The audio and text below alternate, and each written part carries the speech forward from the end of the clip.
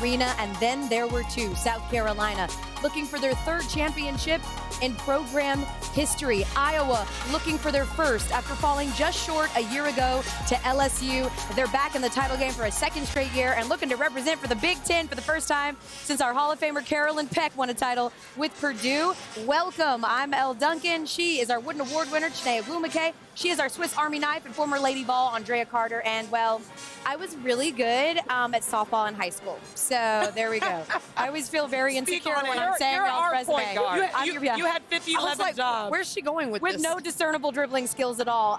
Let's talk about Iowa here for a second. Back in this game after a tight contest with UConn, one that saw them score just 26 points in the first half last night. That was tied for its fewest and a half this season. But what struck you about how Caitlin Clark came out in that second half? Well, we all know Caitlin has an incredible skill set, right? But what stood out to me was her response to, like you said, struggling in the first half. She had 6 points. She had 3 turnovers. She was 0 of 6 from beyond the arc in the first half, and she was hounded and harassed in the best way by Nika Mule for UConn. Nika Mule, 2023 Big East Defensive Player of the Year.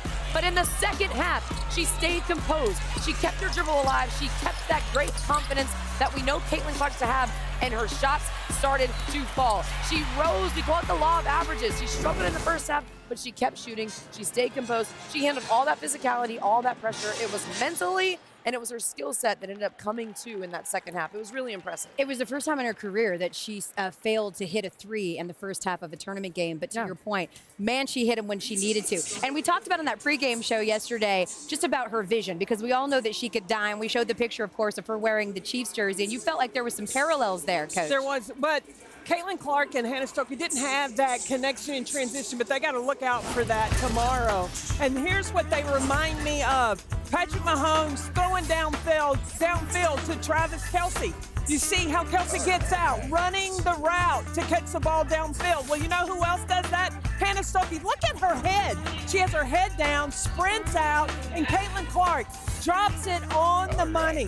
Listen, if you're going after championships, you've got to have that connection, like quarterback to a tight end. Hannah Stuckey said, I am the wide receiver for the Iowa Hawkeyes, and she gets down the floor, and she is money in transition. I love that you mentioned Hannah Stuckey, because even though Caitlin had a 21-piece, it was still a down game by her standards anyway. And so we heard their head coach, Lisa Bluter, say it was a coming-out party for Hannah Stuckey. Don't let the pigtails fool you, the ponytails fool you. She is a dog, and I think she really accepted the challenge so well. She's flexing on them, literally.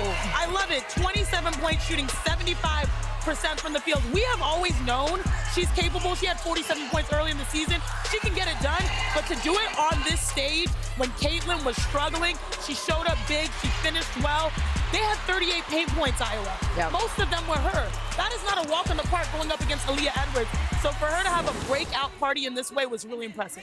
Normally I ask you guys stuff, and like you just, because you're so insightful and you're the best brains in basketball, but I have asked all you the same question, and you're like, I don't really know. What do you think? Who's going to guard Caitlin Clark on South Carolina? Because they don't have a Nika Mule, to your point. What would you go back to when they met last year? It started out with Raven Johnson. It was Kiera Fletcher. Well, now South Carolina has Raven Johnson. They got Bree Hall. They also have Tessa Johnson, and they got Malaysia, You better say it. That's quickness, and she is a nightmare defensively. And one thing I love, being in games like this where it's difficult, you're going up against a big score, as a team you talk about, I'm going to give you 8 minutes on her. I'm going to give you 6. I'm going to give you 2. It's going to have to be a collective effort guarding Caitlin. And across the board, too, even in a possession, they can switch. But you got to switch and get up. And you have to switch and talk and communicate in those moments. You just can't let her have space. Correct. You can't let her have any amount of freedom because she's just that good. Caitlin needs to work so hard to get her shots off. I mean, I got to give credit again to Nika Mule.